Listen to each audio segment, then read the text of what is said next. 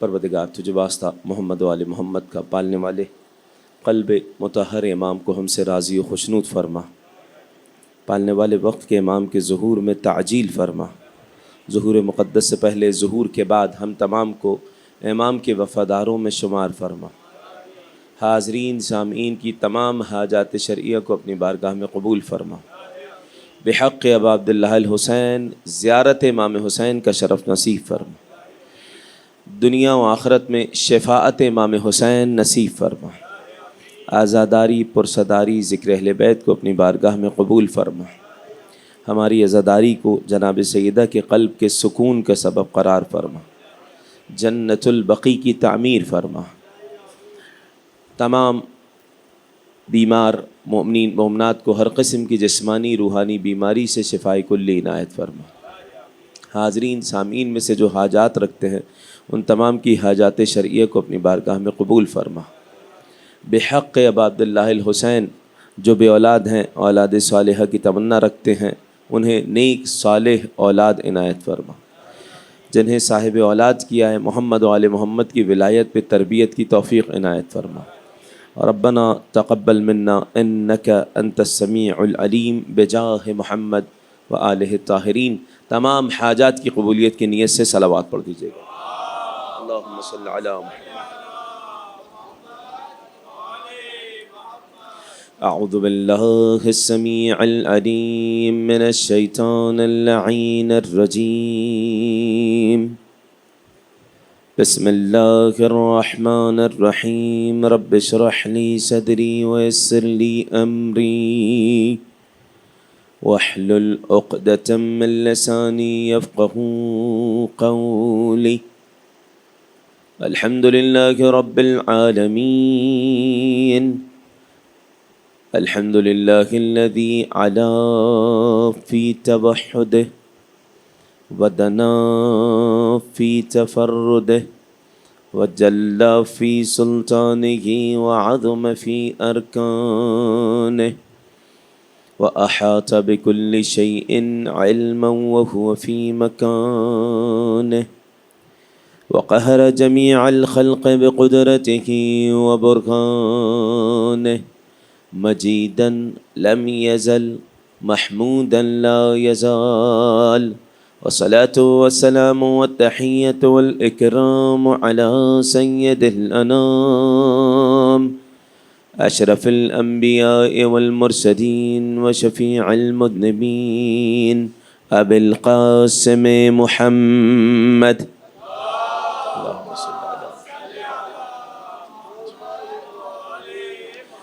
وعلى آله البررة الكرام لا سيما ابن عمه علي عليه السلام الذي نسبه علما للإسلام ورفعه لكسر الأصنام جازم أعناق النواصب اللئام، واللعنة الله على كل من ظلم على محمد وآل محمد عليهم السلام. أما بعد فقد قال الله الحكيم في كتابه الكريم، بسم الله الرحمن الرحيم، إن تنصروا الله ينصركم ويثبت أقدامكم، صدق الله العلي العظيم. صلوات پڑھتے ہیں.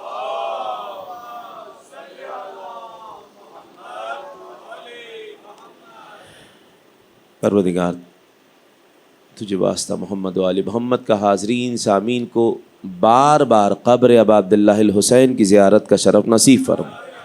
آئیے اس امید کے ساتھ کہ پروردگار بار بار سید الشہداء کی قبر مطہر کی زیارت کا شرف ہم تمام کو نصیب فرمائے گا۔ فرش عزا پہ بیٹھ کے سید الشہداء کی بارگاہ میں سلام پیش کریں۔ السلام علیک یا ابا عبد اللہ وعلی الارواح التي حلت بفنائك، علیک منی سلام اللہ ابدا ما بقیت وبقی اللیل والنہار ولا جعله الله آخر العهد مني لزيارتكم. السلام على الحسين وعلى آله ابن وعلى أولاد الحسين وعلى أصحاب الذين بذلوا مهجهم دون الحسين. صلوات.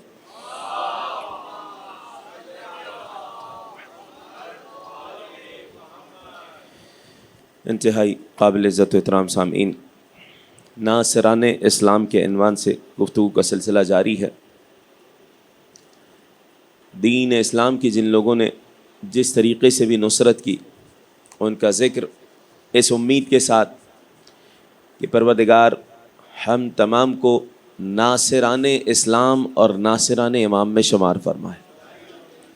میں کچھ مصادیق بیان کر چکا، کچھ گزشتہ گان میں سے ذکر کر چکا کہ جنہوں نے اسلام کے لیے اپنا سب کچھ قربان کر دیا، ان ہستیوں کا ذکر کیا ایک حد تک، اور یہ بھی ذکر کیا گیا کہ آج کے دور میں اسلام کے لیے اپنی نصرت انسان کیسے پیش کر سکتا ہے۔ اس کا ایک مصداق یہ ہے کہ جہاں تک ممکن ہو محمد و آل محمد کا ذکر کیا جائے،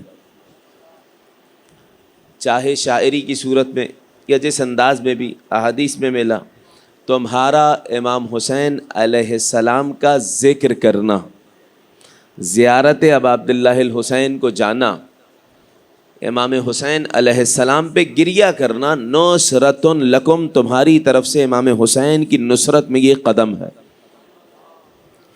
چند ہستیوں کا ذکر کیا، جناب عبد المطلب، جناب ابو طالب، حضرت وہب، حضرت ام ایمن، ان کے صاحبزادے جناب ایمن، جناب حمزہ، حضرت جعفر طیار، جناب صفیہ بنت عبد المطلب، ان چند ہستیوں کا ذکر کیا۔ حضرت عبداللہ، جناب وہب، کائنات کے نبی کے جد نانا، ان کا ذکر کیا کہ کس طریقے سے انہوں نے سرکار کی ولادت سے پہلے ان کے والد کی حفاظت کی، تو اللہ نے ناصران اسلام میں شمار فرمایا۔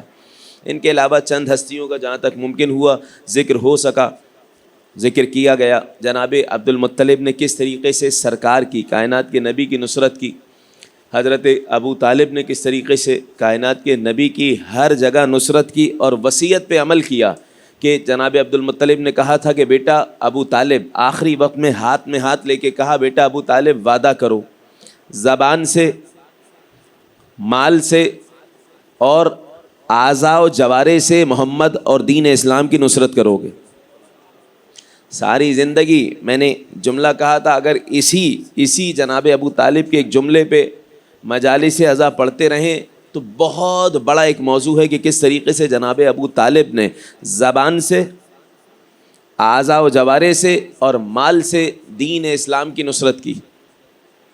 کبھی مدح رسول کر کے زبان سے نصرت کر رہے ہیں۔ نجاشی کو جب خط لکھا تو لکھا، تعلم یا ملک الحبش ان محمدن نبی کموسیٰ والمسیح ابن مریم۔ نجاشی کو دین اسلام کی تبلیغ کر رہے ہیں ابو طالب، جس کے نتیجے میں اور حضرت جعفر طیار کی تبلیغ کے نتیجے میں نجاشی بادشاہ، حبش کا بادشاہ، دائرہ اسلام میں داخل ہوا اور اس مقام پہ پہنچا کہ کائنات کے نبی کا نکاح پڑھایا ہے جناب ام حبیبہ سے۔ بات یہ تمام گفتگو میں ذکر کر چکا، تمہیداً ذکر کر رہا ہوں کیونکہ گفتگو آخری مرحلے میں داخل ہے، آج کی مجلس ہے اور کل کی مجلس ہے۔ انہی ناصران اسلام میں جہاں جناب ابو طالب نے نصرت کی زبان سے، جہاں نصرت کی ابو طالب علیہ السلام نے اعضاء و جوارے سے، کیسے نصرت کی اشارہ کر دوں گا، طویل روایت پیش نہیں کروں گا۔ جب پہلی دعوت کا حکم ملا تھا، دعوت ذوالعشیرہ، آیت نازل ہوئی تھی، انذر عشیرتک الاقربین۔ اے رسول 3 سال ہو چکے ہیں، 3 سال تک فقط جناب خدیجہ اور امیر المومنین کائنات کے پیچھے نماز پڑھتے ہیں۔ نماز کا حکم نہیں آیا ہے، نماز واجب نہیں ہوئی ہے کہ جو مسلمان ہو رہا ہے اس پہ نماز واجب ہو جائے گی۔ مسلمان بہت سارے تھے مگر نماز پڑھنے کے لیے کائنات کے نبی جایا کرتے تھے، جناب خدیجہ ہوتی تھی اور امیر المومنین ہوتے تھے۔ ما قام دینی، کمال ہے کائنات کے نبی کی حدیث صلی اللہ علیہ وآلہ، صلوات پڑھتے نبی کی ذات پر صلی اللہ علیہ وسلم۔ ما قام دینی، اللہ اکبر، یا رسول اللہ، یا علی، زندہ باد، مردہ آباد، بے شمار۔ اللہم صلی علی محمد وآل محمد وعجل، سلامت رہیے آپ۔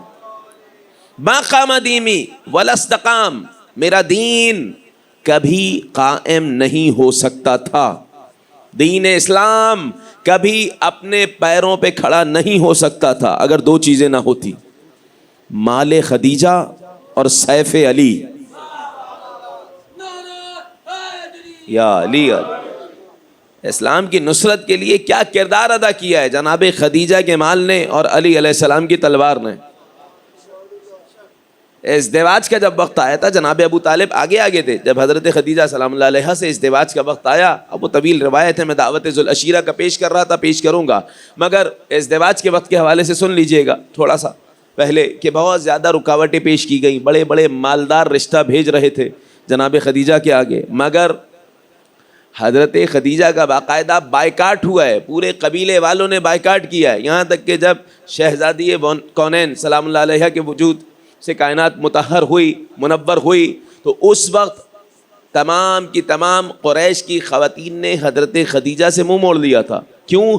تم نے یتیم ابو طالب سے شادی کی۔ مشرک تھے، جانتے تھے یتیم عبداللہ نہیں کہہ رہے، یتیم ابو طالب کہہ رہے ہیں، کیونکہ محمد کی پرورش کرنے والے ابو طالب ہیں۔ میں بیان کر چکا ہوں کہ کائنات کے نبی کی ولادت سے پہلے جناب عبداللہ اس دنیا سے رخصت ہو چکے ہیں، 6 سال کی عمر ہے، والدہ بھی اس دنیا سے رخصت ہو چکی ہے، 8 سال کی عمر میں جناب عبدالمطلب رخصت ہو چکے، اس کے بعد حضرت ابو طالب ہیں جو سرکار کی پرورش کر رہے ہیں اور حفاظت کر رہے ہیں، ناصر اسلام ابو طالب۔ بہت سارے لوگوں نے رشتے بھیجے، مگر جناب خدیجہ نے کائنات کے نبی کو اختیار کیا، اور نہ صرف اختیار کیا، یہاں سے جواب دیا گیا، جواب یہ دیا گیا سرکار کی جانب سے اور جناب ابو طالب کی جانب سے، ان گھر والوں کی جانب سے، کہ ہمارے پاس اتنا مال نہیں ہے، اتنا مال نہیں ہے۔ وہاں سے مخالفین سازش کر رہے ہیں، ابو لہب، ابو جہل اور یہ سارے ابو سفیان وغیرہ سازشیں کر رہے ہیں کہ رشتہ نہ ہونے پائے، یہ رشتہ نہ ہونے پائے، یہ یتیم ہیں، یہ لوگ مہر نہیں دے سکیں گے، مگر جناب خدیجہ نے خود مال بھیجوایا ہے جناب ابو طالب کی بارگاہ میں، کہ ابو طالب اگر کوئی تمہیں تانا دے فقر و فاقے کا تو ہمارا مال دکھا کے لوگوں کو بتلا دینا کہ مالی اعتبار سے بھی تم سے کم نہیں ہے۔ مگر کمال ہے ابو طالب کا، کمال ہے، 100 کے قریب جانور ذبح کیے، اور اس کے بعد کہا یہ محمد پہ قربان ہو رہے ہیں، محمد کے ولیمے کے لیے کھلایا جا رہا۔ باقاعدہ ایک مخالفین کی طرف سے یہ پروپیگنڈا کیا گیا تھا جب کہ کبھی دیکھا ہے کہ مہر کی رقم لڑکی کی طرف سے جائے؟ جناب ابو طالب نے اس رقم کو واپس کیا اور اس کے بعد کہا کہ کون ہے جو محمد کے رشتے میں رکاوٹ پیش کرے گا۔ یہ لوگ آتے تھے، اب بڑی تفصیلی روایات ہیں، میں اشارہ کر رہا ہوں، یہ کائنات کے نبی کے نکاح میں بھی رکاوٹ بنے تھے یہ منافقین، اور مولا کائنات اور جناب سیدہ کے نکاح میں بھی رکاوٹ بنے تھے۔ رکاوٹ ایسے بنے کہ کیونکہ قبیلہ تھا، قبیلے میں مشرکین کو بھی دعوت دی جاتی، تو ان کو جب دعوت دی جاتی بہت کھایا کرتے تھے، تھوڑا سا سن لیجئے گا، بہت کھاتے تھے اور پورا پلان کر کے آتے تھے ہم اتنا کھائیں گے کہ کھانا کم پڑ جائے گا۔ مولا کائنات کی ازدواج کے وقت بھی ایسا ہوا اور کائنات کے نبی کے ازدواج کے وقت بھی ایسا ہوا، اور عجیب بات ہے، اتفاق ہے، دعوت ذوالعشیرہ میں بھی ایسا ہی ہوا۔ مگر اعجاز کائنات کے نبی کے عقد کے وقت، امیر المومنین کے عقد کے وقت، ازدواج کے وقت، ولیمے کے وقت ایسا ہی ہوا، ایک تشت میں کھانا تھا، طویل روایت ہے، میں اشارہ کر کے پیش کر دوں گا، سنیے گا۔ حضرت حمزہ ایک جانب کھڑے ہو گئے، ایک جانب جناب عباس کھڑے ہو گئے، اور منافقین آ رہے ہیں، مدینہ کے یہودی بھی آ رہے ہیں، کھانا کھا رہے ہیں، عمومی اعلان ہو چکا ہے، 3000 کے قریب لوگ آ کے کھا کے جا چکے ہیں، وہ تسلا ویسا ہی باقی ہے، کھا رہے ہیں، جا چکے ہیں۔ اب اس کے بعد نکلنے والوں نے کیا کہا کہ یہ محمد کے جادوؤں میں سے ایک جادو ہے، نعوذ باللہ۔ یہی معاملہ باقاعدہ مولا کائنات کے ولیمے کے وقت بھی ہوا، دعوت ذوالعشیرہ میں ہوا، اور کائنات کے نبی کے ازدواج میں ہوا۔ میں زیادہ تفصیل پیش نہیں کر سکوں گا، مگر سن لیجئے گا۔ جب یہ ازدواج ہوا، رشتہ ازدواج میں منسلک ہوئی ہیں جناب خدیجہ سرکار دو عالم سے، تو عرش سے ایک صدا آئی ہے، ان اللہ قد زوج بالطاہر الطاہرہ وبالصادق الصادقہ، اللہ نے ایک طاہر کی طاہرہ سے شادی کر دی ہے، اللہ نے ایک صادق کی صادقہ سے شادی کر دی ہے۔ اسلام سے پہلے جناب خدیجہ کو طاہرہ کہا جاتا تھا، اللہ کی جانب سے عرش سے صدا آئی، ایک طاہر کی طاہرہ سے شادی ہو گئی ہے۔ اور ایک عجیب معجزہ پیش آیا کہ جناب جبرائیل کو کہا گیا کہ جنت کی خوشبو کو ہواؤں میں بکھیر دیا جائے۔ کوئی کسی سے بھی ملتا اور کہتا تم نے کون سی خوشبو لگائی ہے، کبھی ہم نے نہیں سونگھی، ہر کوئی حیران تھا، کہتا نہیں میں نے ایسی کوئی خوشبو نہیں لگائی، عرش سے صدا آئی، محمد اور خدیجہ کی شادی کے صدقے میں یہ خوشبو اللہ نے تمام کے تمام لوگوں کے لیے پھیلا دی ہے۔ صلی اللہ علیہ محمد وآل محمد، اللہم صلی علی محمد وآل محمد وعجل فرج۔ بے شمار جناب خدیجہ 100 اونٹوں پہ یا 1000 اونٹوں پہ بعض روایت کے مطابق مال تجارت جاتا ہے جناب خدیجہ کا، تمام کے تمام یہ بڑے بڑے سردار ملیکۃ العرب کے تحت میں ہیں، مگر وہی خدیجہ جب در محمد پہ آئی ہیں تو سب کا سب قربان کر دیا ہے کائنات کے نبی پہ، تمام کی تمام چیزیں۔ میں ایک جملے میں پیش کر دوں، اور پہلے اشارہ کر چکا ہوں، شعب ابی طالب میں وہ 3 سال ایسے گزارے کہ کھانے کے لیے کچھ ہوتا نہیں تھا، جڑی بوٹیاں کھائی۔ یہی وجہ ہے کہ کائنات کے نبی آخری عمر تک جناب خدیجہ کو یاد کرتے تھے، آخری عمر تک جناب خدیجہ کو یاد کرتے ہیں۔ اور جناب خدیجہ سلام اللہ علیہ کی حیات طیبہ میں سرکار نے کوئی شادی نہیں کی ہے۔ یہ تو کہا جاتا ہے کہ کس کس سے شادی کی اور کون کون کنوارا تھا جو نبی سے شادی کی۔ یہ دیکھے کہ نبی نے جس ہستی سے پہلی شادی کی وہ خدیجہ تھی۔ آخری عمر کے چند سال ہیں جن میں اللہ کے حکم سے کچھ مصلحت کے سبب بہت ساری شادیاں انجام دی گئیں، مگر ان مصلحتوں میں سے ایک مصلحت یہ تھی کہ عرب کی روایت یہ تھی کہ اگر کوئی قبیلہ کھل کے آپ کے مقابلے آ رہا ہے تو اس کے قبیلے کی کوئی خاتون لے لو تاکہ وہ کھل کے تمہارے خلاف نہ آ سکیں۔ بات واضح ہو رہی ہے؟ تو سرکار نے جناب خدیجہ سلام اللہ علیہ سے اب شادی کی، ازدواج کیا، آخری عمر تک حضرت خدیجہ کو یاد کرتے ہیں۔ اور نہ صرف یاد کرتے ہیں، ازواج رسول کہتی ہیں کہ جب ہم کائنات کے نبی کو غمزدہ دیکھتے حضرت خدیجہ کا ذکر چھیڑ دیتے، چہرے پہ مسکراہٹ آ جاتی۔ خدیجہ سلام اللہ علیہ کی ذات گرامی بہت عظیم ذات ہے۔ اللہم صلی علی محمد وآل محمد۔ جانور ذبح کروا رہے ہیں اور اس کے بعد اس جانور کا گوشت ان کے گھروں پہ بھیج رہے ہیں جو خدیجہ سلام اللہ علیہ کی وفادار خواتین تھی۔ کسی نے برائی کر دی، غیبت کر دی حضرت خدیجہ کی، اور جناب سیدہ کے سامنے کی، شہزادی کونین گریہ کر رہی ہیں۔ کائنات کے نبی آئے، کیا ہوا میری لخت جگر؟ کہا بابا کسی نے گھر میں سے ہی میری والدہ کو کچھ کہا ہے۔ غضبناک ہوئے سرکار اور کہا جب تم لوگ مشرک تھے میرے مقابلے میں آ رہے تھے تو خدیجہ نے میری مدد کی، تم لوگ لشکر لے کے آ رہے تھے، خدیجہ نے اپنا مال مجھ پہ خرچ کیا، اور اللہ نے مجھے خدیجہ سے وہ بیٹی عطا کی ہے جس سے قیامت تک آنے والے امام آئیں گے۔ حضرت جبرائیل علیہ السلام نازل ہوئے، ناصرہ اسلام خدیجہ سلام اللہ علیہا۔ الم یجد کا یتیما فآویٰ، اے محمد جب ہم نے تمہیں یتیم پایا تو تمہیں پناہ نہیں دے دی۔ کیسے پناہ دی؟ ابو طالب کے ذریعے پناہ نہیں دی۔ اور جب تمہیں مال کے اعتبار سے قلت والا پایا، فَأَغْنَاكَ، تمہیں غنی کر دیا، بے نیاز کر دیا۔ کیسے؟ حدیث میں ملا بمال خدیجہ، خدیجہ کے مال کے ذریعے اے محمد ہم نے تمہیں غنی نہیں کر دیا۔ صلوات پڑھ دیں اہل بیت کی ذات پر، صلی اللہ علیہ محمد و آل محمد۔ کاش کہ میں کچھ پیش کر سکوں، توجہ کیجئے گا۔ جناب خدیجہ سلام اللہ علیہ کی شخصیت و شخصیت، حضرت جبرائیل علیہ السلام آنے کے بعد سرکار کی خدمت نے عرض کیا پروردگار کی جانب سے پیغام کہ اللہ نے حضرت خدیجہ کے لیے جنت میں عظیم قصر تعمیر کیا ہے۔ اے جبرائیل کوئی خواہش ہے تمہاری؟ کیا کہا؟ اے رسول خدا خواہش یہ ہے کہ میری جانب سے خدیجہ کو سلام پیش کر دیں۔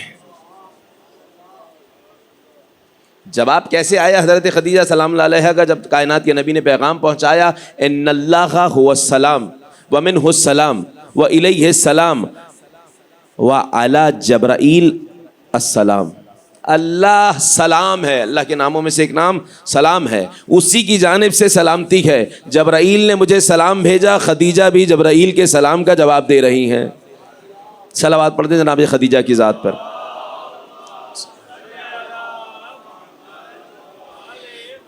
یہ تمام مشکلات جناب خدیجہ برداشت کر رہی ہیں۔ آپ جانتے ہیں حضرت خدیجہ سلام اللہ علیہ سے ہی روایت ہے، اور جب کائنات کے نبی نے آ کے بیان کیا تھا کہ پہلی وحی مجھ پہ غار ہرا میں نازل ہوئی ہے، اور آ کے حضرت خدیجہ سلام اللہ علیہ نے چادر اڑا دی تھی۔ یا ایھا المدثر، اے کملی اوڑھ کر سونے والے۔ کائنات کے نبی جب کملی اوڑھ کے سویا کرتے تھے تو چادر کے اندر سے نور چھلک کے نکلتا تھا تو عرش تک جاتا تھا۔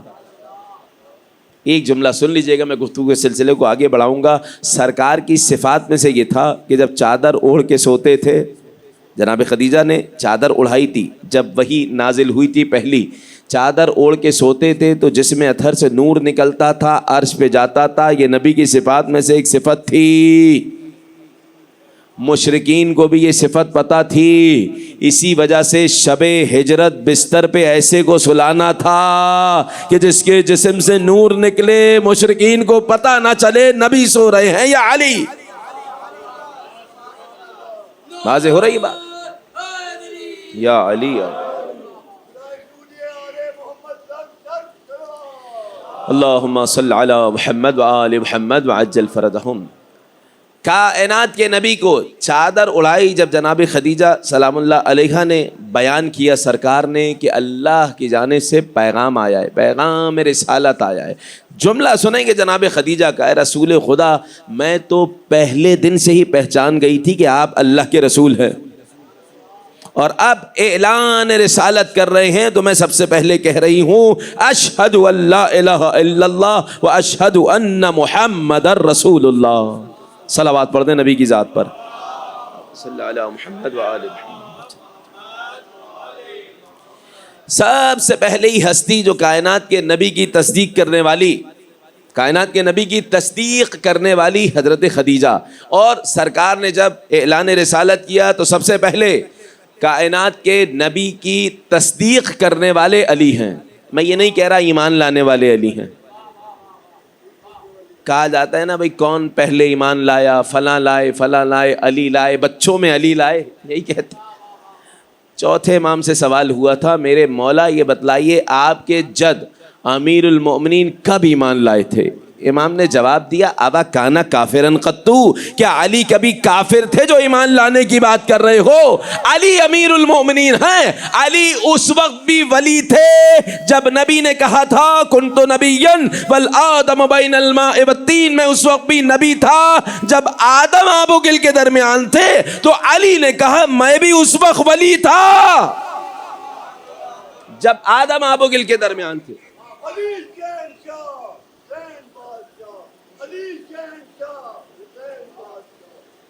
صلوات پڑھ دیں اہل بیت کی ذات پر.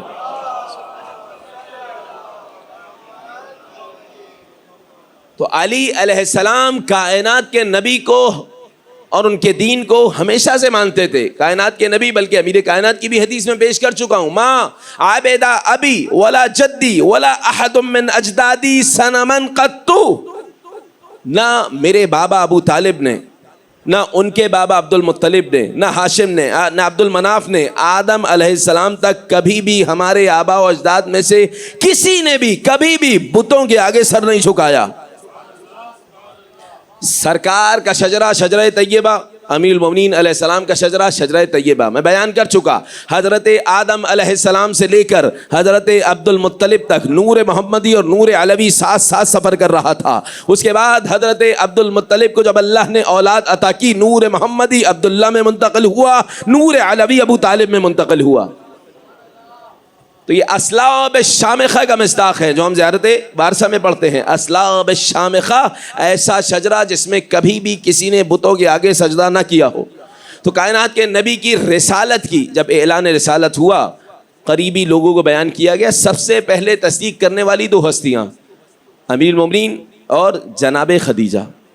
اب اس کے بعد 3 سال تک بات وہیں پلٹ آئی جہاں سے میں نے بات کا آغاز کیا تھا. 3 سال تک صرف علی علیہ السلام ہیں اور جناب خدیجہ ہیں جو نماز پڑھا کرتے ہیں. نماز واجب نہیں ہوئی ہے لیکن سرکار نماز پڑھتے ہیں، علی علیہ السلام اور جناب خدیجہ نماز پڑھتے ہیں. باقی اور بھی مسلمان ہیں نبی کے ساتھ ہیں. وہ کون کون ہے مسلمان؟ عبد المطلب کے بعد ان کا بیٹا ابو طالب، حضرت حمزہ. یہ لوگ کیا کرتے ہیں؟ یہ لوگ کعبے کے ارد گرد کھڑے ہو کے محمد کی حفاظت کرتے ہیں کہ کوئی سرکار کے اوپر جسارت نہ کرے. جس طریقے سے میں نے گزشتہ مجلس میں بیان کیا تھا کہ ایک مرتبہ جناب حمزہ سفر پہ تھے تو ابو جہل نے آ کے جسارت کی تھی.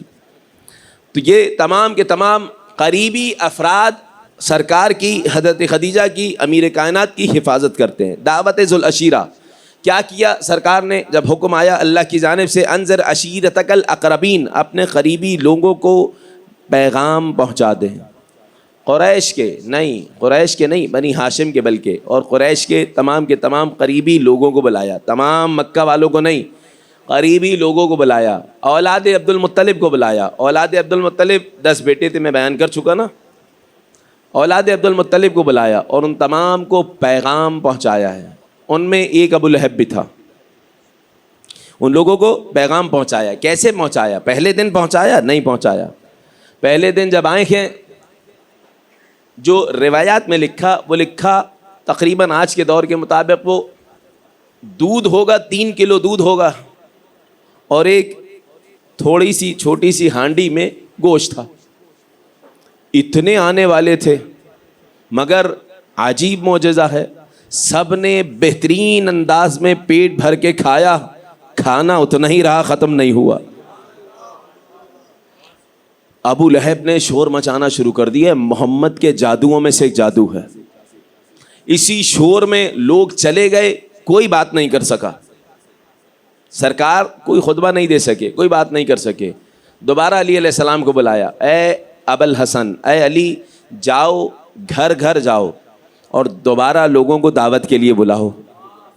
دوبارہ دعوت کے لیے بلایا. بعض تاریخ میں عجیب جملہ لکھا، دوسرے دن بھی ایسے ہی شور کر کے سب چلے گئے.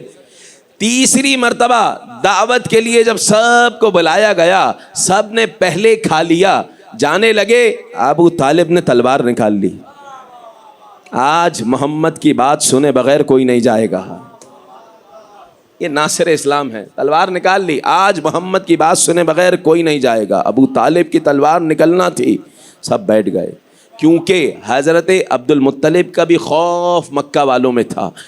میں نے روایت آپ کے سامنے پیش نہیں کی، صرف اشارہ کر دے رہا ہوں. جب بچپنے کا عالم تھا، حضرت جبرائیل، حضرت میکائیل کائنات کے نبی کو لے گئے تھے تبرک کے طور پہ لے گئے تھے. ایک مقام پہ حفاظت سے رکھا ہوا تھا. مکہ میں سرکار نہیں مل رہے. جناب ابو طالب کے والد عبد المطلب نے تلوار نکالی، کہا مکہ کے ایک ایک مشرک کو واصل جہنم کر دوں گا اگر میرے بیٹے کے ایک بال بھی بھیگا. تو اس وقت سے خوف کے عالم میں تھے. اللہ کی جانب سے وحی آئی کہ محمد فلاں فلاں مقام پر ہیں, جبرائیل اور میکائیل نے حفاظت سے رکھا ہوا ہے. جب سرکار آ گئے تو پھر حضرت عبد المطلب نے تلوار نیام میں ڈالی ہے. تو یہ طریقہ کار تھا اس گھرانے کی, اور سرکار کی حفاظت اسی گھرانے نے کی ہے. یا عبد المطلب نے کی, یا ہاشم نے کی, یا جعفر طیار نے کی, یا ابو طالب نے کی ہے. اور امیر المومنین علیہ السلام کئی مقامات پہ کہہ چکے ہیں, میں بیان کر چکا. حتیٰ نہج البلاغہ میں بھی حاکم شام کی طرف جب خط لکھ رہے تھے تو کہا شعب ابی طالب میں جب مشرکین بن کے تم لوگ حملہ کر رہے تھے تو ہم تھے جنہوں نے مشکلات برداشت کی, تم لوگ کہاں تھے؟ میں بیان کر چکا. آپ سنیے, جناب عبد المطلب کے بعد ابو طالب علیہ السلام نے جب تلوار نکالی سب کے پیر کانپنے لگے, بیٹھ گئے کہ آج تو محمد کی بات سن کے جانا پڑے گا. سرکار نے خطبہ دیا. خطبہ دینے کے بعد کہا, پیغام رسالت سنایا, آیت جو نازل ہوئی ہے آیت سنائی, اور اس کے بعد کہا ایکم یوازرنی علی ھذا الامر, کون ہے جو اس رسالت کے معاملے میں میری پشت پناہی کرے گا, کون ہے جو میرا ناصر شمار ہوگا. کون کھڑا ہوا؟ ابو طالب کا بیٹا علی. یا علی یا علی یا علی یا علی, اللہم صل علی محمد وآل محمد وعجل فرج. 3 مرتبہ امیر المومنین جب کھڑے ہوئے تو پھر کائنات کے نبی نے کہا ان علی منی بمنزلت ہارون من موسیٰ, علی کی مجھ سے وہی منزلت ہے جو ہارون کی موسیٰ سے تھی. انت خلیفتی, اے علی تم میرے خلیفہ ہو. اسلام کی پہلی دعوت میں نبی نے بتا دیا کہ میرے بعد خلیفہ علی ہیں, بیان کر دیا تھا. یا علی یا اللہم صلی علی محمد وآل محمد وعجل. مانتے سب ہیں, ہاں وہ بات الگ ہے, لوگ کہتے ہیں نہیں چھوٹے تھے علی, شاید دل جوئی کے لیے نبی نے کہہ دیا ہو. بھائی وہ پروردگار جب گہوارے میں عیسیٰ کو نبوت عطا کر سکتا ہے تو 13 سال کی عمر میں علی کو خلافت بھی عطا کر سکتا. اعلان خلافت علی علیہ السلام کیا ہے پروردگار کی جانب سے سرکار نے. صلوات پڑھ دیں مولا کائنات کی ذات, صلی علی محمد وآل محمد. ذہن میں رہے, مختلف مقامات پہ کائنات کے نبی اعلان کرتے رہے ہیں. اس وقت دوبارہ مشرکین نے مذاق اڑایا. کیا کہا کہ اے ابو طالب آج کے بعد تم پر تمہارے بیٹے کی اطاعت واجب ہو جائے گی. عجب نہیں ابو طالب نے جواب دیا ہو, اللہ کے عہدے کا تعلق عمر سے نہیں ہے. صلوات پڑھ دیں اہل بیت کی ذات پر. بات واضح ہو رہی کہ نہیں؟ بھائی وہ پروردگار جب عیسیٰ علیہ السلام کو گہوارے میں نبوت عطا کر سکتا ہے, انی عبداللہ آتانی الکتاب و جعلنی نبیہ, میں اللہ کا بندہ ہوں, اللہ نے مجھے کتاب عطا کی ہے اور مجھے نبی قرار دیا ہے, تو عمر نہیں دیکھی جاتی, خلافت کے اعتبار سے علم دیکھا جاتا ہے, مرتبہ دیکھا جاتا ہے. بات واضح ہو رہی ہے کہ نہیں؟ تو امیر کائنات نے جب اتنی نصرت کی اسلام کی تو سرکار نے بیان کیا, سرکار نے مولا کائنات کے فضائل بیان کیے اور تمام کے تمام اصحاب کو بیان کیا کہ دیکھو ان سلک الناس وادین, لوگ اگر ایک وادی میں جا رہے ہوں اور اکیلا علی دوسری طرف جا رہا ہو تو لوگوں کو چھوڑ دینا, علی کے راستے پہ چلنا.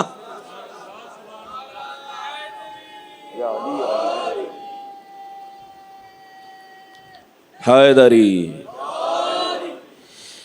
اب اندازہ لگائیے, سرکار نے مختلف اصحاب کو یہ وصیت کی ہے کہ دیکھو علی کی اطاعت کرنا میرے بعد. ناصر اسلام موضوع گفتگو, چند ہستیوں کو میں نے ذکر کیا, اور یہ مناسب نہیں ہوگا کہ سرکار کے بعد جن لوگوں نے سرکار کے دین کو علی علیہ السلام کے راستے پہ چل کے تقویت بخشی, ان کا ذکر نہ ہو.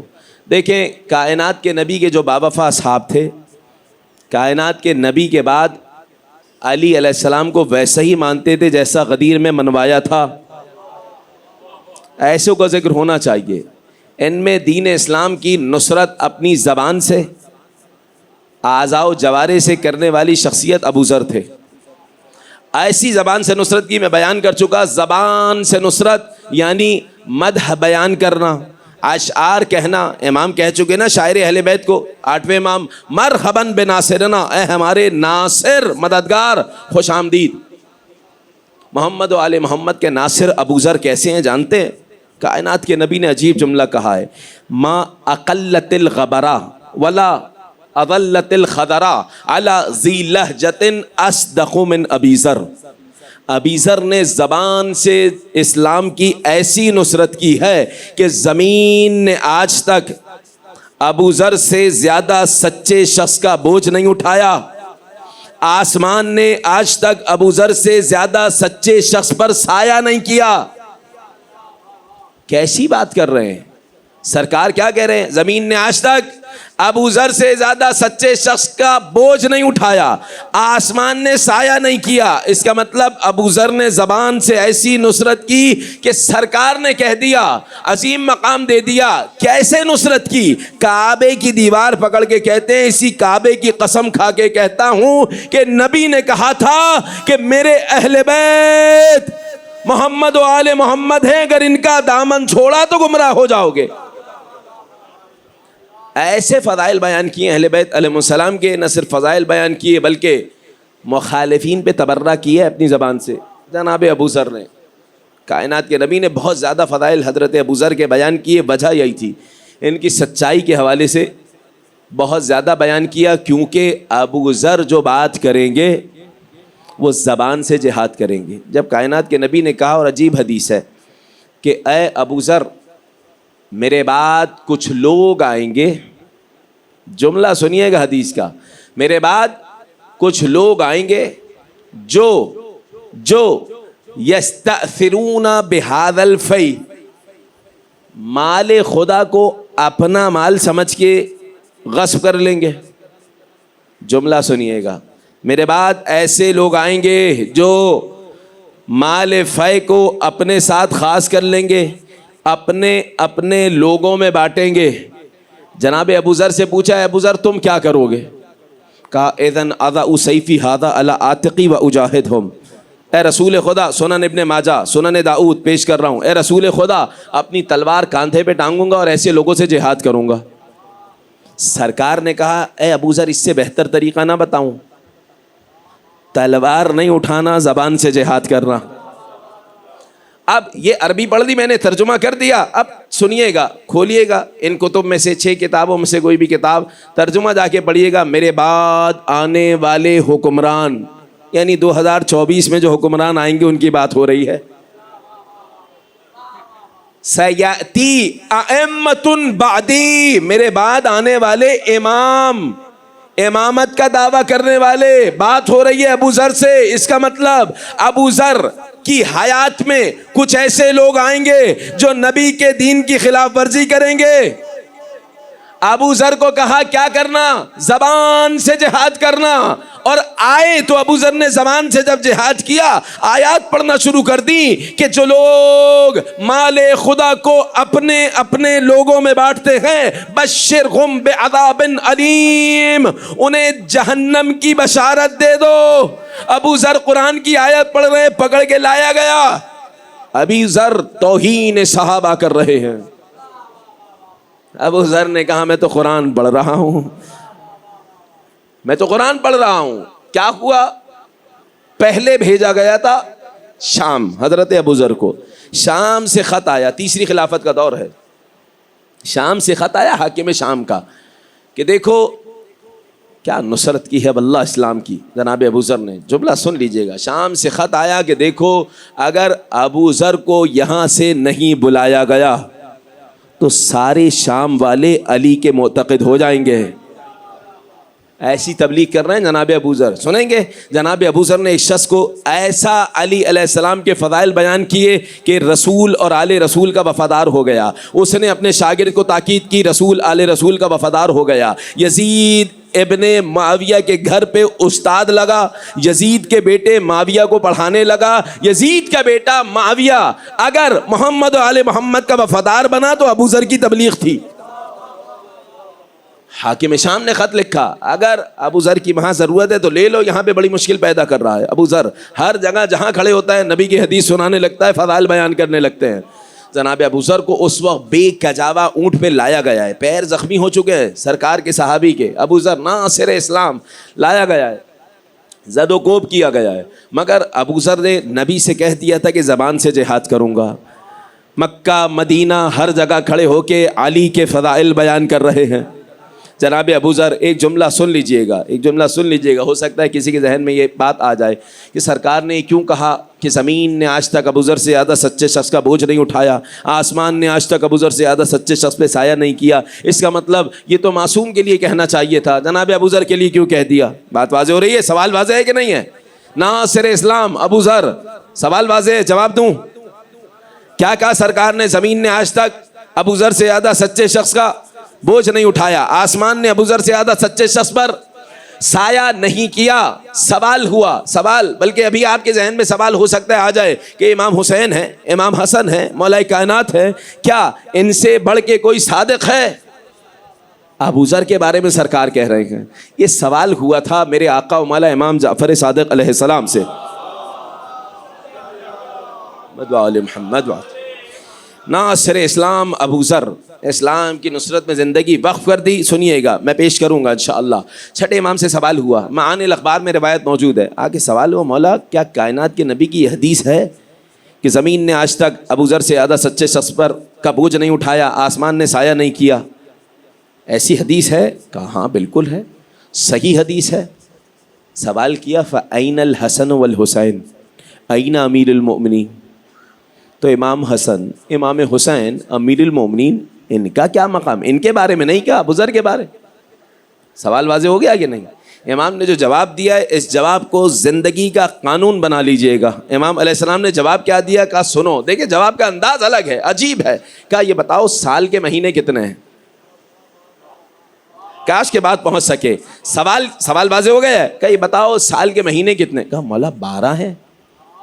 12 مہینے ہیں نا، ان میں سے حرمت والے مہینے کتنے ہیں؟ کہا مولا 4 مہینے جن کا احترام بہت زیادہ ہے، جن میں جنگ نہیں کی جا سکتی. کون سے 4 مہینے؟ 3 پیدر پہ آئے، ذی القعدۃ الحرام، ذی الحجۃ الحرام، محرم الحرام، اور ایک الگ سے مہینہ آیا رجب. یہ 4 وہ مہینے جس میں جنگ کی ابتدا کرنا حرام ہے. مشرکین پرانی دشمنیاں چھوڑ دیتے تھے، مگر مشرکین سے بھی بدتر تھے یزیدی جنہوں نے امام حسین کے خلاف قیام کیا. واضح ہو گئی بات کہ نہیں؟ یہ 4 مہینے ہیں. سامنے والے سے پوچھا امام نے سال کے کتنے مہینے؟ کہا 12. احترام والے مہینے کون سے ہیں؟ کتنے؟ کہا 4. امام نے سوال کیا، سوال ذہن میں ہے نا؟ سوال راوی کی طرف سے کیا تھا؟ ابو ذر کے بارے میں کیوں کہا؟ امام نے سوال کیا کیا ماہ رمضان ان 4 میں ہے؟ کہنے لگا نہیں مولا، ماہ رمضان تو نہیں ہے. حرمت والے مہینوں میں، احترام والے مہینوں میں ماہ رمضان ہے؟ کہا نہیں، ماہ رمضان نہیں ہے. ماہ رمضان میں جنگیں ہوئی ہیں، جنگ بدر ہوئی ہے، بہت ساری جنگیں ہوئی ہیں. اس کے بعد سوال سنیے گا. امام نے کہا اچھا یہ بتاؤ، فیہا لیلتن، ماہ رمضان میں ایک رات ہے جسے لیلۃ القدر کہا جاتا ہے، شب قدر کہا جاتا ہے. ان 4 مہینوں کا جتنا کوئی احترام بیان کرتا رکھے، جتنا احترام بیان کرتا رکھے، ایک شب قدر کے برابر نہیں ہو سکتے، کیونکہ شب قدر 1000 مہینوں سے افضل ہے. ان اہل البیت لا یقاسو بنا احد. اصحاب کے جتنے فضائل بیان کرتے رہو، اہل بیت سے کوئی مقابلہ نہیں ہو سکتا ہے. حیدری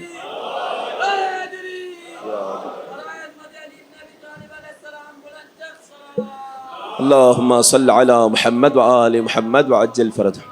بات واضح ہو رہی ہے. ابو ذر علیہ السلام کی سب سے بڑی فضیلت یہ ہے کہ در محمد و آل محمد کے وفادار ہے. سلمان محمدی کی سب سے بڑی فضیلت یہ ہے کہ اپنی داڑھی سے در زہرا پہ جھاڑو دیتے ہیں. اہل بیت کے وفادار ہیں، لہٰذا جتنے فضائل ان اصحاب کے بیان کرتے ہیں کرتے رہیں، مگر اہل بیت کے مقابلے میں کبھی نہیں آ سکتے.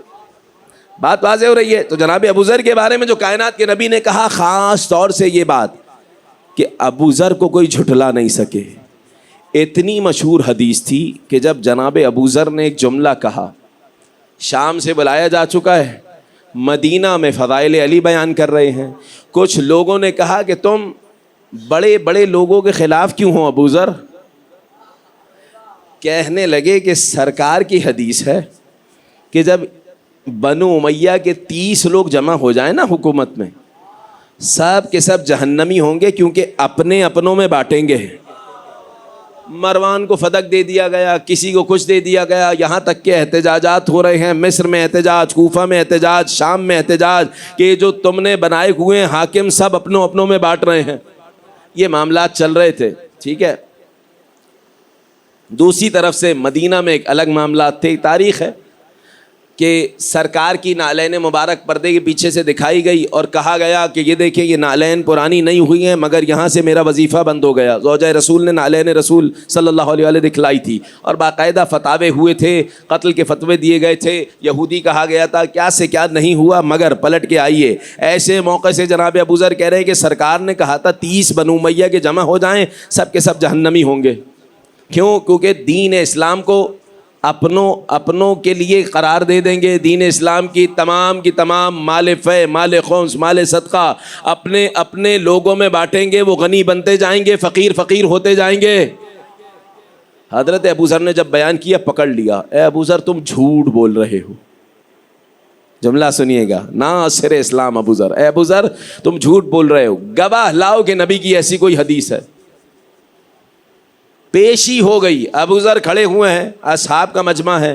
کہا اچھا علی کو بلا کے لاؤ، علی گواہی دیں گے ایسی حدیث ہے کہ نہیں ہے. امیر المومنین کو لایا گیا. بہت توجہ کیجیے گا. امیر المومنین علیہ السلام کو لایا گیا.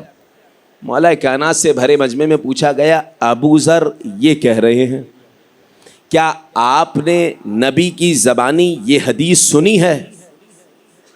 جملہ سنیے گا، آپ نے نبی کی زبانی یہ حدیث سنی ہے؟ امیر المومنین نے کہا نہیں سنی. ولیکن صدق ابو ذر، لیکن ابو ذر سچ کہہ رہے ہیں. بھائی این ممکن ہے کائنات کے نبی نے صرف ابو ذر کو بیان کی ہو حدیث، مگر امیر المومنین نے کہا میں نے خود نبی کی حدیث نہیں سنی، مگر ابو ذر سچ کہہ رہے ہیں. اے علی کیسے کہہ رہے ہو؟ یہ حدیث تو سب نے سنی ہے کہ زمین نے آج تک ابو ذر سے زیادہ سچے شخص کا بوجھ نہیں اٹھایا، آسمان نے سایہ نہیں کیا. اس لیے ابو ذر اگر بنو امیہ والوں پہ لعنت کر رہے ہیں تو سچ کر رہے ہیں. صلوات پڑھ دیں اہل بیت کی ذات پر. صلی اللہ علی محمد وآل محمد.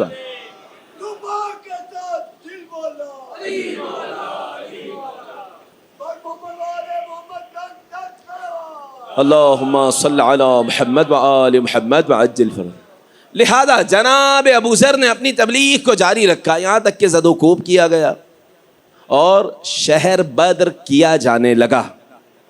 شہر بدر کیا جانے لگا. شام پہلے بھیجا جا چکا تھا، شام سے آ چکے ہیں. مصر بھیجا نہیں جا سکتا، کوفہ بھیجا نہیں جا سکتا. جہاں پہ بھیجا جائے گا ابو ذر وہی بیان کریں گے کہ کائنات کے نبی نے غدیر میں کہا تھا کہ من کنت مولا فہذا علی مولا. تو پھر لوگ در علی کے وفادار ہوتے جائیں گے. لہذا ابو ذر کو ایسی جگہ بھیجا جائے نہ کوئی رہتا ہو، صحرا ہو، وہاں بھیجا جائے. کہاں بھیجا جائے؟ ابو ذر سے کہا گیا تمہیں شہر بدر کیا جا رہا ہے، جلا وطن کیا جا رہا ہے. کیوں جلا وطن کیا جا رہا ہے؟ سچ بولنے کے جرم میں، علی کی فضیلت بیان کرنے کے جرم میں. کہاں بھیجو گے؟ کہا ربضہ کی سرزمین پہ. ابو ذر نے شکر کا سجدہ کیا اور کہا سرکار نے سچ کہا تھا. آپ جانتے ہیں حدیث نہیں معلوم میں سنا چکا کسی مقام سے کہ نہیں. سنیے، کائنات کے نبی مسجد میں بیٹھے ہوئے ہیں، اصحاب بیٹھے ہوئے ہیں. سرکار نے ایک جملہ کہا تھا کہ اس وقت مسجد کے دروازے سے ایک ایسا شخص داخل ہوگا جو جنت میں عظیم مقام رکھتا ہوگا، اہل جنت میں سے ہوگا. اصحاب بیٹھے ہوئے بہت سارے، ایک ایک کر کے صحابی کم ہونے لگے. کیوں؟ نبی کہہ چکے ہیں کہ جو داخل ہوگا اسے جنت کی میں بشارت دیتا ہوں، تو ہم کیوں نہ باہر جائیں اور پہلے آ کے پہلے داخل ہو جائیں۔ کافی لوگ کم ہو گئے، جب کم ہو گئے تو سرکار نے ایک جملہ اور ارشاد فرمایا، اس وقت اب ایک بندہ داخل نہیں ہوگا، پوری جماعت اصحاب کی ایک ساتھ داخل ہوگی، ان میں جنت کی بشارت اسے دیتا ہوں جو مجھے آذر مہینے کی خوشخبری دے گا۔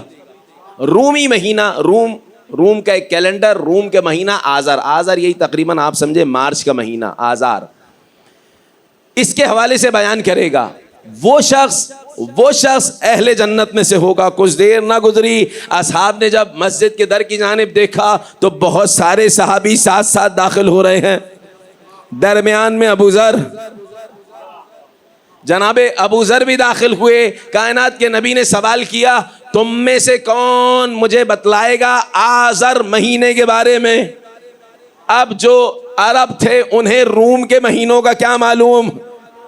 جناب ابو ذر نے کہا، اے رسول خدا، جب میں چلا تھا وہاں سے آذر کا مہینہ گزر گیا تھا، دوسرا مہینہ داخل ہو گیا۔ سرکار نے کہا مجھے بھی معلوم تھا، مگر میں اصحاب کو بتانا چاہ رہا ہوں کہ ان لوگوں میں ابو ذر وہ ہیں جن کی جنت کی ضمانت میں لے رہا ہوں۔ وَكَيْفَ لَا تَكُونُ یا علی، وَكَيْفَ لَا تَكُونُ یا ابا ذر، کیسے نہیں ہوگے تم جنت والوں میں سے؟ وَأَنْتَ الْمَطْرُودُ عَنْ حَرَمِي لِنُصْرَتِكَ لِأَهْلِ بَيْتِي، ناصران اسلام، اے ابو ذر کیسے نہیں ہوگے تم اہل جنت میں سے جبکہ تمہیں میرے حرم سے مدینہ سے جلا وطن کر دیا جائے گا، کیونکہ تم میرے اہل بیت کے ناصر ہوگے، تم میرے اہل بیت کی نصرت کرو گے، ان کی فضیلت کو بیان کرو گے، اس وجہ سے تمہیں مدینہ بدر کر دیا جائے گا۔ حضرت ابو ذر نے جب سنا کہ مدینہ بدر کر دیا جائے گا، سوال کیا، رسول خدا کہاں بھیجا جائے گا؟ کہا ربضہ کی سرزمین پہ بھیجا جائے گا۔ جب ایک دور میں حضرت ابو ذر کو کہا گیا تمہیں جلا وطن کیا جا رہا ہے، ربضہ کی سرزمین پہ بھیجا جا رہا ہے، سجدہ کیا کہ رسول نے سچ کہا تھا۔ بس وہی کامیابی کا وقت آ گیا، اعلان عام ہو گیا، کوئی بھی ابو ذر کو چھوڑنے کے لیے مدینہ کے آخر تک نہیں جائے گا۔ اعلان ہو گیا، جو جائے گا حکومت کا باغی شمار ہوگا،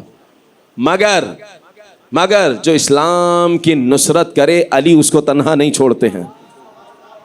امیر کائنات نے کہا ہم جائیں گے ابو ذر کو چھوڑنے کے لیے۔ امام حسن گئے، امام حسین گئے، حضرت علی گئے اور جناب عقیل گئے، کچھ بنی ہاشم کے لوگ چھوڑنے کے لیے جا رہے ہیں۔ بنو امیہ میں سے مروان سامنے آ گیا، کہنے لگا اے علی، کیا تم نے حکم نہیں سنا حاکم کا کہ ابو ذر کو کوئی چھوڑنے کے لیے نہیں جائے گا، لہٰذا ابو ذر کو چھوڑنے کے لیے مت جاؤ۔ امیر کائنات کے ہاتھ میں کوڑا تھا، کوڑا مارا ہے مروان کو اور کہا تنحا فقط کانا مسیرو کا علی النار، اپنا راستہ لو ویسے بھی تمہارا راستہ جہنم ہے۔ یا علی اللہم صلی علی محمد وآل محمد وعجل۔ اب عجیب بات ہے، میں روایت یہیں روک رہا ہوں، پوری مکمل بیان نہیں کر رہا، مگر ایک جملہ سن لیجیے گا۔ امیر کائنات نے مروان کو کہا تنحا فقط کان مسیرک الی النار، تیرا راستہ ویسے ہی جہنم ہے، مروان کو کہا۔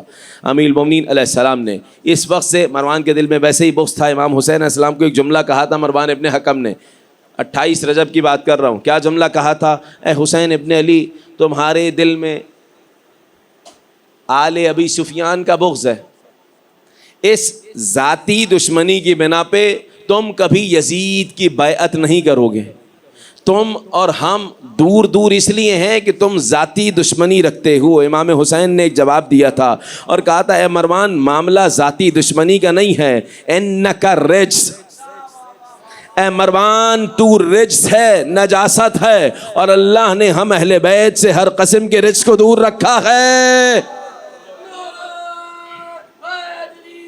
یا علی یا علی یا علی، اللہم صلی علی محمد وآل محمد وعجل۔ دین اسلام کی کیسے نصرت کی ہے جناب ابو ذر نے؟ بات کو میں تمام کر رہا ہوں. ناصر اسلام حضرت ابو ذر نصرت ایسے کی ہے کہ شہر بدر کیا جا چکا ہے، ربضہ کی سرزمین پہ ہے. سرکار نے بشارت دی تھی، سرکار نے عجیب بشارت دی تھی. کہا تھا جو قوم، جو لوگ حضرت ابو ذر کو دفنائیں گے میں انہیں بھی جنت کی بشارت دیتا ہوں. معاملہ کیا ہوا تھا؟ حضرت ابو ذر جب اس مقام پہ پہنچے، بیٹا شہید ہو گیا. ایک بیٹے کی قربانی پہلے دے چکے ہیں حضرت ابو ذر. نہیں پیش کیا میں نے، وقت نہیں بچا، نہیں تو میں پیش کرتا. جناب ابو ذر سرکار کی اونٹنیاں چرانے لے جایا کرتے تھے. حضرت ابو ذر، اللہ نے کیا مقام دیا حضرت ابو ذر کو، میں ایک جملے میں پیش کر دوں گا. کائنات کے نبی کی اونٹنیاں چرانے لے جایا کرتے تھے. ایک مرتبہ حملہ ہوا، حضرت ابو ذر زخمی ہوئے، غفاری قبیلے کے ایک شخص کو قتل کر دیا گیا. جناب ابو ذر کے جوان بیٹے کو شہید کر دیا گیا. حضرت ابو ذر کائنات کے نبی کی بارگاہ میں آئے، شکایت نہیں کی. زوجہ کو اسیر بنا لیا گیا. حضرت ابو ذر کی زوجہ کو اسیر بنا لیا گیا. کب کی بات کہہ رہا ہوں؟ کائنات کے نبی کے دور کی بات کہہ رہا ہوں. بیٹا نبی کریم پہ قربان کر دیا ہے، ایک بیٹا. حضرت ابو ذر کی زوجہ ان اونٹوں میں سے ایک اونٹ پہ بیٹھ کے بڑی مشکلات طے کر کے سرکار کی بارگاہ میں پہنچی اور بیان کیا. کائنات کے نبی نے کہا کہ آپ بڑی مشکل سے پہنچی، آپ نے بڑی زحمتیں برداشت کی دین اسلام کی راہ میں. کہ رسول خدا، سب آپ کی محبت میں کوئی زحمت نہیں ہے، اپنا بیٹا شہید ہو چکا ہے. مگر ایک عجیب جملہ کہا تھا انہوں نے، اب وہ بھی سن لیجئے گا، یہاں تک پہنچ گئے ہیں تو. جناب ابو ذر کی زوجہ نے کہا تھا رسول خدا ایک فقہی مسئلہ سوال کرنا ہے مجھے. جب میں وہاں سے آ رہی تھی، ان اونٹوں میں سے ایک اونٹ پہ سوار ہو کے آئی، انہوں نے قیدی بنایا ہوا تھا سب کو، میں نے یہی اونٹ دیکھا، رات کے اندھیرے میں ان سے چھپتے چھپاتے میں آ گئی ہوں. بیٹا شہید ہو چکا ہے، آپ کی یہی اونٹنی پہ بیٹھ کے آئی ہوں، لیکن راستے میں نے ایک منت مان لی تھی کہ جب پہنچ گئی صحیح سلامت تو اس اونٹ کو خدا کی راہ میں قربان کروں گی. سرکار نے کہا کہ پہلی بات، دو جملے کہیں دیکھیں. کائنات کے نبی نے کہا کہ دیکھو اس اونٹ نے تمہیں نجات دلائی ہے اور تم اسے قربان کر رہی ہو، یہ کون سی جزا ہو گئی؟ دوسری بات، منت اپنے مال میں مانی جاتی ہے. واضح ہو رہی بات کہ نہیں؟ اللہ نے تمہاری جو قربانی تھی وہ قربانی قبول کر لی تمہارے فرزند کی صورت میں. جناب ابو ذر کا ایک بیٹا پہلے شہید ہو چکا ہے، ایک بیٹا جب شہر بدر کیا گیا ربضہ کی سرزمین پہ، حضرت ابو ذر کا بیٹا اس مقام پہ اس دنیا سے رخصت ہوا. اکیلے رہ گئے ہیں، اکیلے رہ گئے ہیں. ایک بیٹی باقی ہے. بیٹی نے گریا شروع کیا، کہا بیٹی پریشان نہ ہو، بیٹی پریشان نہ ہو. کائنات کے نبی نے کہا تھا کہ مجھے دفنانے والے آئیں گے، تم جا کے فلاں مقام پہ کھڑی ہو جانا اور بس صدا دے دینا کہ کائنات کے نبی کا صحابی یہاں موجود ہے، اس دنیا سے رخصت ہو چکا ہے. اس کی تجہیز و تکفین کا کام انجام دو. کس نے انجام دیا؟ مالک اشتر اپنے اصحاب کے ساتھ جا رہے ہیں. جناب مالک اشتر آئے، حضرت ابو ذر کے جسد کو باقاعدہ غسل و کفن دیا ہے اور اس سرزمین پہ دفن کیا. اب سن لیجئے گا اس نصرت کا اللہ نے کیا اجر دیا. اجر پروردگار نے یہ دیا کہ امام علیہ السلام کی حدیث کہ یہ اصحاب جناب ابو ذر، جناب مالک اشتر، حضرت سلمان، یہ وہ اصحاب ہیں کہ اس دنیا سے رخصت ہو گئے دین اسلام کی نصرت کرتے ہوئے. اللہ انہیں دوبارہ اٹھائے گا، 12ویں امام کے لشکر میں شامل کر دے گا. صلوات پڑھ دیں اہل بیت کی ذات پر صلی اللہ علیہ. ابو ذر جب اس دنیا سے رخصت ہو رہے تھے تو امام حسین علیہ السلام کے لیے ایک ہدیہ تحفہ دے کے گئے ہیں. وہ کون سا ہدیہ؟ جون نامی غلام، حضرت ابو ذر کا غلام تھا، امام حسین علیہ السلام کی غلامی میں دے دیا. ابو ذر خود بھی قربان ہوئے دین اسلام پر، اپنے غلام کو بھی نصرت حسین کے لیے ایسا تیار کیا کہ غلام تھا مگر قیامت تک کے لیے معصوم نے کہہ دیا سلام ہو اسلام کی نصرت کرنے والے جون پر. امام حسین نے بھی کیا مقام دیا. اسلم ترکی، بات کو تمام کیا میں نے. اسلم الترکی، ترک کا رہنے والا ایک غلام ہے، بہترین تلاوت کرتا ہے، حافظ قرآن ہے. امام حسن علیہ السلام نے امام حسین کو ہدیہ کیا. یہ خادم امام حسین نے اپنے فرزند امام علی ابن الحسین چوتھے امام کو ہدیہ کر دیا تھا. یہ خادم، زیارت میں اس خادم کا نام لے کے سلام کیا گیا ہے. سلام ہو اس غلام پر کہ جس نے حسین پر اپنی جان قربان کر دی. اسلم ترکی جون. عجیب معاملہ ہے. جب یہ امام حسین کی خدمت میں آیا نا اور کہنے لگا مولا مجھے اپنی راہ میں قربان ہونے کی اجازت دیجیے، امام حسین نے کہا اے اسلم اب تم ہمارے خادم نہیں ہو، ہم علی ابن الحسین کو ہدیہ کر چکے، چوتھے امام کے خادم ہو، ان سے جا کے اجازت لو. مگر اس غلام کے لیے مرحلہ بڑا مشکل تھا. حجرے میں پہنچا امام علیہ السلام غش کے عالم میں، سرہانے کھڑا ہو گیا، رونے لگا، گریا کرنے لگا. آنسو گرے چوتھے امام کے رخسار پہ.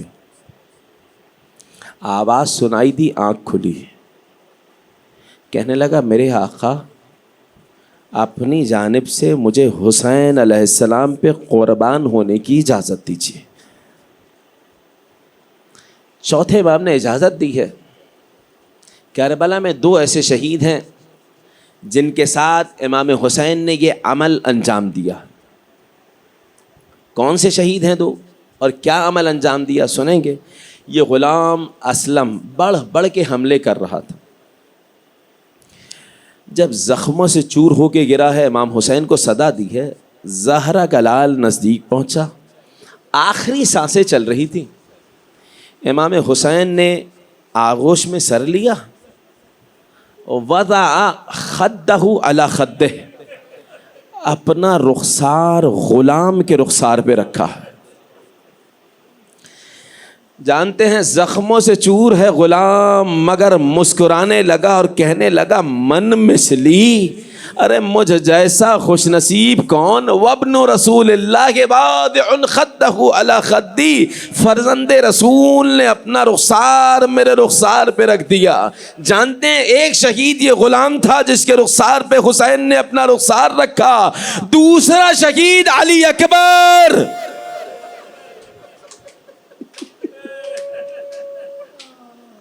حسین جیسا مقام علی اکبر کو دے رہے ہیں وہی مقام غلام کو دے رہے. یا علی یا علی. حسین ابن علی نے 2 شہیدوں کے ساتھ یہ عمل انجام دیا. ارباب حضرات، عشق رسول کی انتہا تھی کربلا میں. ایک شبہے کو دور کرتا چلوں، کبھی بھی یہ بات ذہن میں نہیں آئی کہ حسین ابن علی اپنے فرزند علی اکبر کو قربان کرنے کی راہ میں بہت افسردہ ہو رہے تھے کہ میرا بیٹا شہید ہو رہا ہے. نہیں، حسین ابن علی کی افسردگی کے سبب یہ نہیں تھا کہ بیٹا قتل ہو رہا ہے. حسین کی افسردگی کا سبب یہ تھا کہ رسول کی شبیہ جا رہی ہے.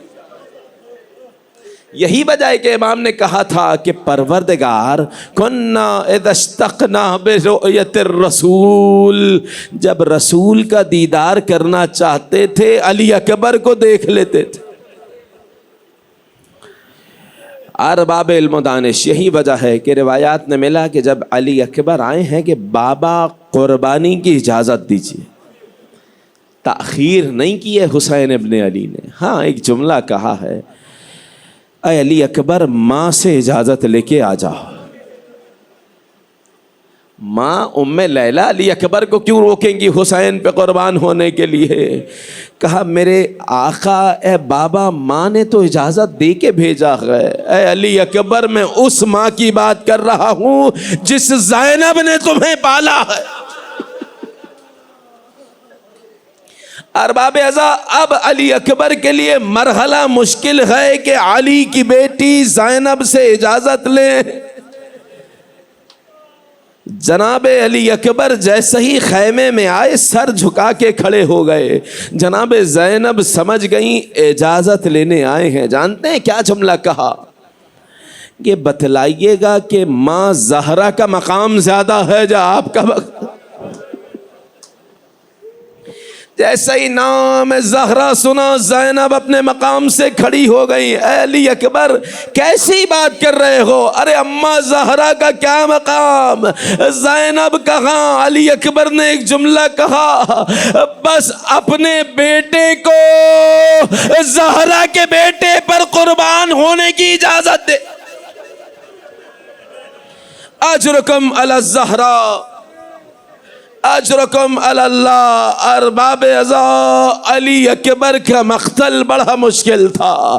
ہر بی بی جب رسول کا دیدار کرنا چاہتی علی اکبر کو دیکھ لیتی. شب عاشور بھی ایک ماں دیے کی روشنی میں علی اکبر کا چہرہ دیکھ رہی تھی کہ آخری رات ہے رسول کا دیدار کر لوں. مقتل کا جملہ عجیب ملا ہے. علی اکبر جیسا ہی خیمے سے نکلنا چاہتے تھے، ارے کوئی بی بی دامن کھینچ لیتی. 18 مرتبہ خیمے کا پردہ اٹھا ہے گر جا. سنیں گے مقتل کا جملہ کیا لکھا؟ مقتل میں لکھا علی اکبر کان یخرج من الخیام کما تخرج الجنازہ. ارے علی اکبر خیمے سے ایسے نکل رہے تھے جیسے گھر سے جنازہ نکل. اجرکم علی اللہ. پروردگار ان صداؤں پہ اپنی رحمتوں کا نزول فرمائے. اللہ اکبر. عجیب مقتل میں روایت لکھی، جب علی اکبر کو امام حسین سوار کر چکے، ایک مرتبہ عرش کی جانب دیکھا. پروردگار گواہ رہنا اسے بھیج رہا ہوں جو گفتار میں، کردار میں، تمام کے تمام اخلاق و افعال میں تیرے رسول کی شبیہ تھا. ارے جب رسول کا دیدار کرنا چاہتے علی اکبر کو دیکھ لیتے. علی اکبر چلے، محسوس کیا پیچھے سے کسی کے چلنے کی آہٹ. یہ جملہ بھی عشق رسول کی اعلیٰ مثال ہے کہ ایک مرتبہ جب علی اکبر نے کہا ہے بابا آپ تو رخصت کر چکے تھے، امام حسین نے کیا جملہ کہا؟ اے علی اگر تجھ جیسا تمہارا بیٹا ہوتا، یعنی تم شبیہ رسول ہو، تمہیں نہیں معلوم رسول کو رخصت کرنے کا کیا درد. اجرکم علی اللہ اجرکم علی الزہرا. حسین کا بیٹا علی کا پوتا جنگ کر رہا ہے، 80 ناریوں کو واصل جہنم کیا. ایک ملعون مقابلے پہ آیا، ماں در خیمہ سے حسین کا چہرہ دیکھ رہی ہے، حسین میدان کی جانب نگاہ کر رہے ہیں. ایک مرتبہ امام حسین نے ام لیلہ کی جانب متوجہ ہو کے کہا، اے ام لیلہ تم ماں ہو، علی اکبر کے لیے دعا کرو. ارباب ازا مقاتل میں عجیب جملہ ملا. ام لیلہ سجدے میں گر گئی، ہاتھوں کو بلند کیا، یا راد یوسف علی ابیہ یعقوب. اے یوسف کو یعقوب سے ملانے والے، علی اکبر کو حسین سے ملا. پروردگار نے ماں کی دعا قبول کی. علی اکبر واپس پلٹے، مگر کس حال میں آئے گئے؟ العطش قد قتلنی. اے بابا پیاس مارے ڈالتی. اللہ اللہ. پروردگار کسی باپ کو بیٹے کی مظلومیت ایسے نہ دکھائے. حسین آگے بڑھ کے اپنی زبان علی اکبر کے دہن میں رکھی. جیسے ہی زبان علی اکبر کے دہن میں گئی، چہرہ پیچھے ہٹایا. میرے بابا اب تو علی اکبر سے زیادہ پیاس. ارباب علی اکبر واپس پلٹے، جنگ کر رگے گئے، ایک صدا بلند ہوئی بابا پریشان نہ ہونا، رسول خدا آ چکے گئے، بابا علی آ چکے گئے، السلام علیکہ یا ابتا، اے بابا علی اکبر کا آخری سلام قبول۔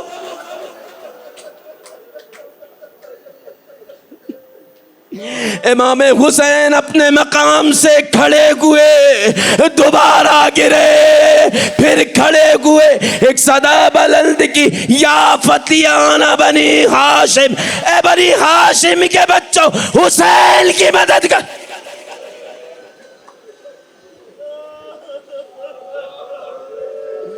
مگر جب حسین علی اکبر تک پہنچے، کیا دیکھتے گئے؟ ایک برقع پوش علی اکبر کے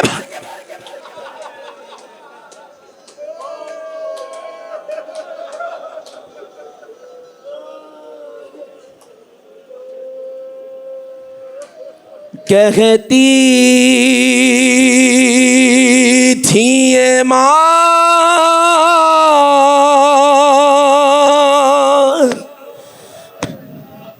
خون بھری میت سے لپٹ کر،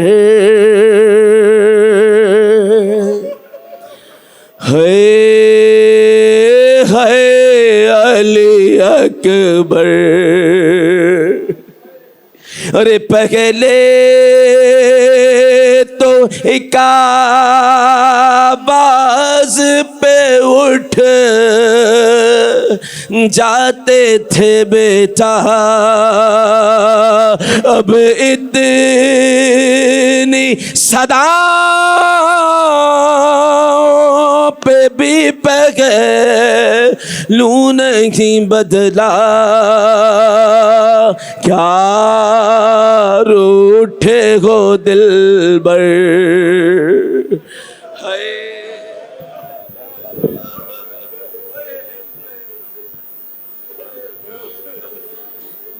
اتنا تو ذرا ٹھہرو تمہیں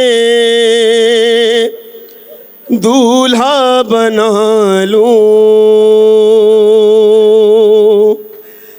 بس ایک جھلک شہر کی صغرا کو دکھا دوں، بے چین تھی خواہر، ہے علی اکبر، ہے علی اکبر، ارمان تھا پہناؤں گی پوشاک شانی،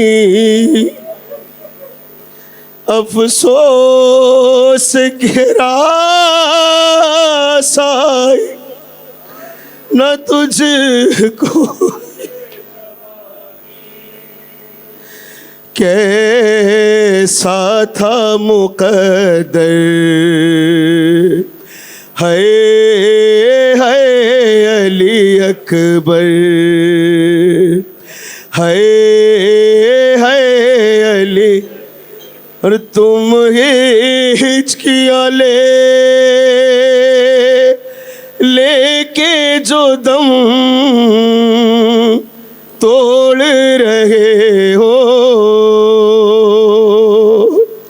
موما سے ہمیشہ کے لیے موڑ رہے ہو، کیوں روٹھے ہو دلبر، ہے علی اکبر، کہتی تھی یہ ماں خون بھری سے لپٹ کر ہے علی اکبر 18 برس پال کے پروان چڑھایا 18 برس وہ گیسوں والا ہے میرا خون میں نہایا یہ کیا ہوا دلبر ہے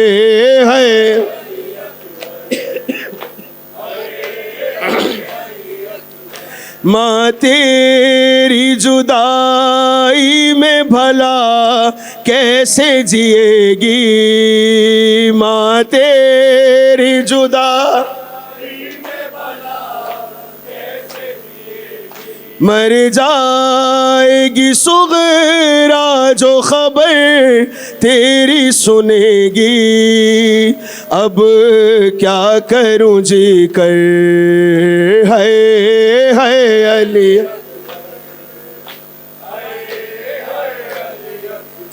ٹھہرو کہ میں 18ویں منت تو بڑھا دوں ٹھہرو کہ میں 18ویں منت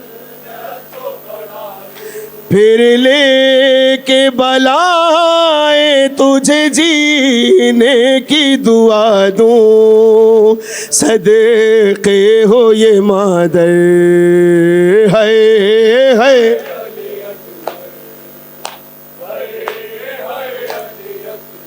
پہلے تو ایک آواز پہ اٹھ جاتے تھے بیٹا پہلے تو ایک آواز پہ اٹھ جاتے تھے بیٹا اب اتنی صداؤں پہ بھی پہلو نہیں بدلا کیا ہو گیا دلبر ہے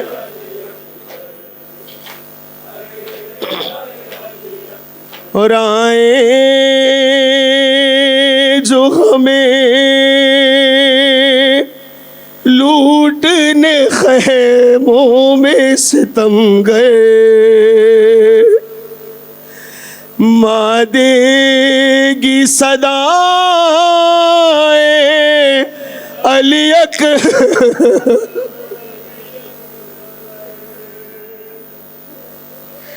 ماں دے گی صدائیں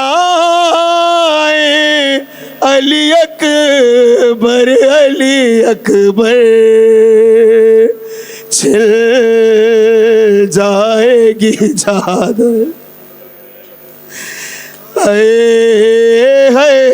علی اکبر آئے جو ہمیں لوٹنے خیموں میں ستم گئے آئے جو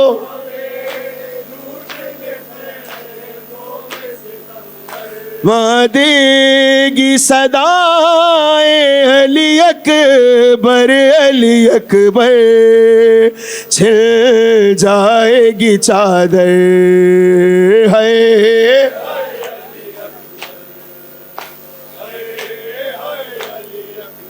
جب کوئی جوان لاش نظر آتی ہے محشر جب کوئی